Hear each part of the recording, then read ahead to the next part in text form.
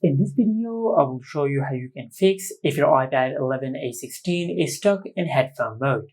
Now to fix this issue, first of all, just open the control center, and in the control center, just tap on the media player. Now from here, just tap on AirPlay. Now from this list, instead of your headphones, just select your iPad speaker. As you can see, it is already selected over here, but if you notice that on your iPad, that your headphones or your external speakers are selected instead of your iPad speakers, just select your iPad speaker. After that, just go back. Now just open Settings. Under Settings, just tap on Bluetooth, and from here, just check if Bluetooth is turned on your iPad or not. Now if it is turned on, just turn it off. Because sometimes when Bluetooth is enabled on your iPad might automatically connect to your external speakers or your Bluetooth headphones, and this might be why sound is not coming out of the speakers of your iPad. Now, after you do that, then just perform a force restart on your iPad.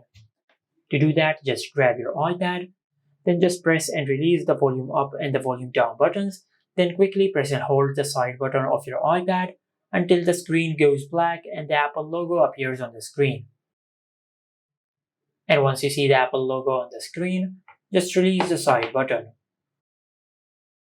And after the force restart process is completed, then just check if your issue is fixed or not. Now, if you have done that and if your issue is still not fixed, then the last thing you can do is just go to Settings, and under Settings, just tap on General.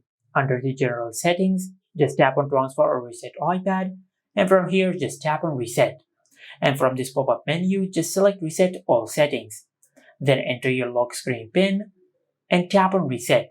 And by doing that, you will not delete any data of your iPad. You'll just reset all the settings of your iPad to the default iPad settings in case if you have enabled a setting which might be causing this issue.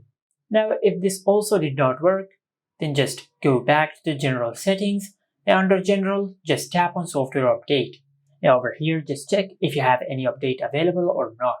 If you have any software update available, just update the software of your iPad, as this could be a software glitch which will be fixed through a software update. But if you have done all of that and if none of these methods worked, then you might have a hardware problem with your iPad. Just take your iPad to the nearest service center and they will fix your issue. And this is it. Make sure to like, comment, and subscribe. Thank you for watching.